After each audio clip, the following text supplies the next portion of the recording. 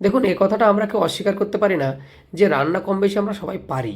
কিন্তু একজন রাঁধুনির প্রধান এবং প্রথম কাজ হলো রান্নাটাকে সহজ এবং সুন্দর করে পরিবেশন করা। সেই উদ্দেশ্যেই কিন্তু আমি চ্যানেলটা খুলেছিলাম এবং এতদিন পর্যন্ত সহজভাবে রান্না পরিবেশন করে এসেছি। সেরকম একটা সহজ আজকে চাল কুমড়ো রেসিপি। প্রথমে 1 চামচ পোস্ত, সর্ষে, তার মধ্যে আমি একটু মেথি দিলাম আর মৌরি, তার সঙ্গে নুন লঙ্কা দিয়ে একটা পেস্ট করে নিলাম। এবার একটা নরম দেখে চাল কুমড়ো কেটে তার খোসাটা ছাড়িয়ে নিলাম, আমি হাফটা মতো এখানে নিয়েছি। তারপর এটাকে ছোটো ছোটো পিস করে নেবো। যদি একটু দেখেন যে বীজগুলো একটু শক্ত হয়ে গেছে তাহলে বীজটা ফেলে দেবেন, নইলে এইভাবে কেটে নেবেন। এবার কড়াইতে পরিমাণ মতো জল দিয়ে অল্প করে তার মধ্যে এই আমি কেটে রাখা চাল কুমড়োগুলো দিলাম, একটু নুন দিলাম, দিয়ে এগুলোকে একটু আমি হালকা ভাপিয়ে নেবো।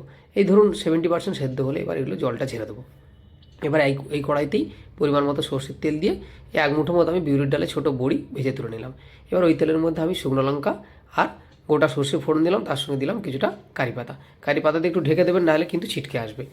এটা হয়ে গেলে এর মধ্যে আমি পেস্টটা দিয়ে নাড়াচাড়া করবো, ভালো মতো নাড়াচাড়া করে একটু কষিয়ে নেওয়ার পর এর মধ্যে দুটো কাঁচা লঙ্কা দিলাম, দিয়ে এটাকে নাড়াচাড়া করার পরে অল্প 1 চিমটে একটু হলুদ, একটু চিনি দিলাম, স্বাদের জন্য একটু নুন দিলাম, এ ভালো করে ভেজে নিলাম। ভাজা হয়ে গেলে এবার আমি জল ঝেড়ে রাখা চাল কুমড়োগুলো এর মধ্যে দিয়ে দিলাম, দিয়ে নাড়াচাড়া করতে থাকবেন। নাড়াচাড়া করে একদম শুকনো শুকনো হয়ে যাচ্ছে দেখলে একটুখানি জল অথবা দুধ, আমার কাছে দুধ ছিল দিলাম, আপনারা জল থাকলে জল দিতে পারেন, আবার অনেকে চাইলে কেউ দইও দিতে পারেন।